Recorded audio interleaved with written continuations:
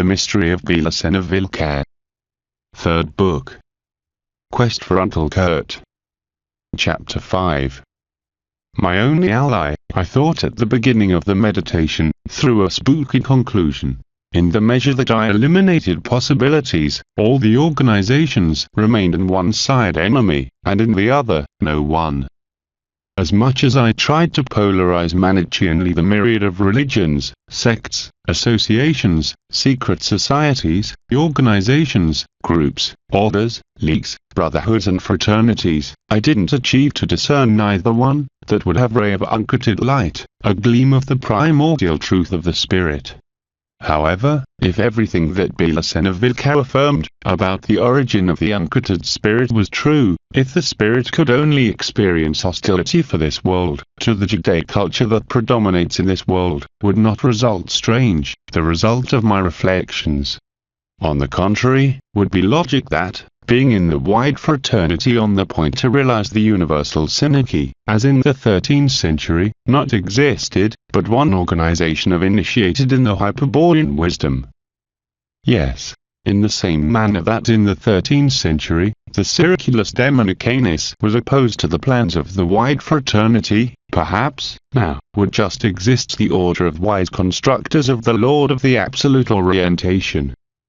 In that moment, I felt gaunt, feeling that an anguish, very similar to the terror, ascended from the stomach to the throat. Then, I don't wait for any concrete help to realize my mission. I am left to my own forces. It was for me hard to accept this. The mission, proposed by BELICENA VILLCA, was clearly task that required the performance of a superior man, of someone gifted with much more than what I had in that moment.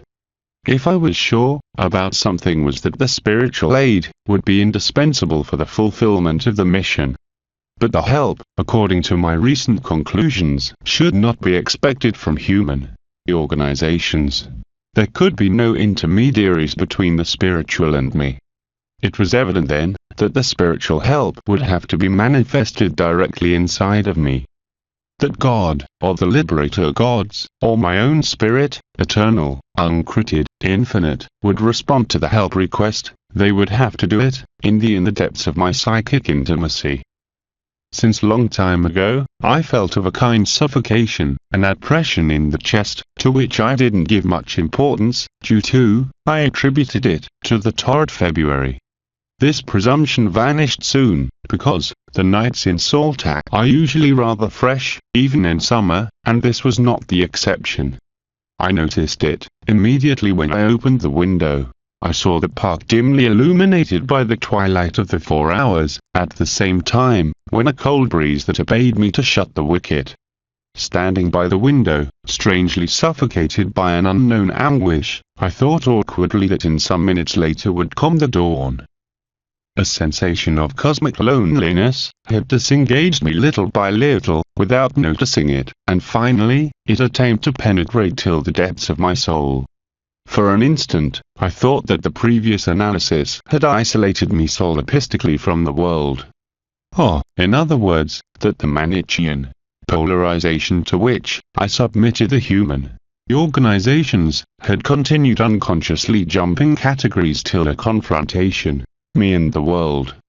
This could be given by my instinctive rejection of the material. But, it was not in such form, because when I thought in friends, my family, the people that I admire, I intuited immediately the spiritual potency of them. And I knew the sensation of joy that inspired me the spiritual, made my body vibrate. Yes, I was capable to intuit the spirit in some beings, and that I was not really alone. The heartbreaking loneliness that I felt, I thought rapidly, was not a product of a pathological deviation as the one that usually suffer in their melancholy the selfish solipsistic. That was a totally different sensation. Pricking, and painfully, acute could be translated in just one word: abandonment. I felt alone and cosmically abandoned. But, in the sensation of abandonment, permeated, there was a second sensation, more subtle, but less painful. It was like a silent reproach that vibrated in the depth of my soul, but, in an imaginable profundity. was the reproach of God, which was transmitted through a space without dimensions, and that seemed to cry for a loss, a metaphysical amputation of his substance that was suffered as only he is capable to suffer.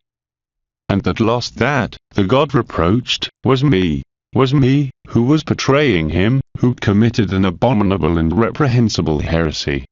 I felt alone, and cosmically abandoned, I repeat, but in such intense grief that for one instant I thought to be dying. It must be understood that all these very quickly, perhaps, in just some minutes or seconds.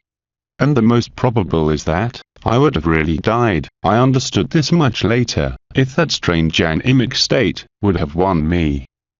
If that not occurred thus, was because remotely, in the frontiers of the consciousness that was rapidly abandoning me, I had a certain intuition that emotion that was killing me was external to my own being. It was not me who was bemoaning and moaning emotively, with such force that it filled everything, that traversed my multiple spheres of perception, and was diffused through the surrounding reality, that dissolved my consciousness, when it lost the differentiation between subject and object.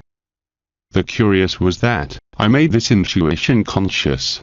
All was cut suddenly, in a silent and brilliant blast in which I believed to distinguish fleetingly a white circle that surrounded me. That's to say, not everything was cut, because, now that sensation had been transferred totally out from me to the concrete wallwood.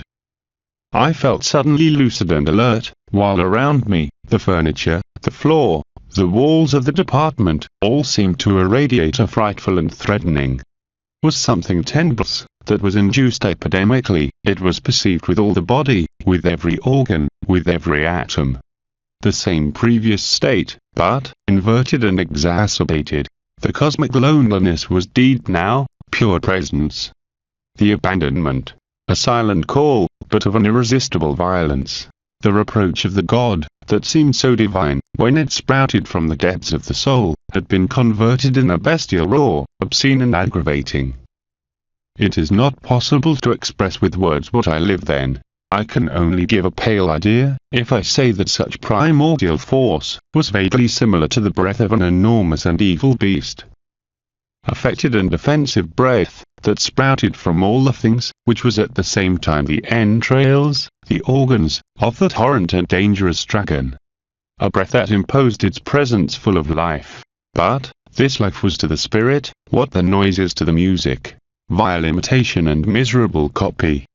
A voluptuous breath that pulled and exhaled in an animal and grotesque cadence.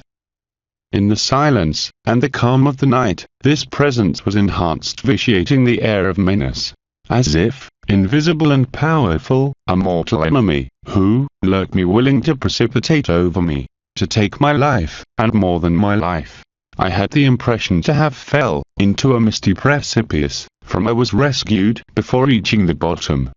I was standing now at the edge of the abyss, miraculously saved, but a victim of that apprehension that is only experienced by who survives to the disaster. For this reason, I remained immovable, and I didn't flee from such ambient filled with an indescribable evil, which seemed to come aggressively to me.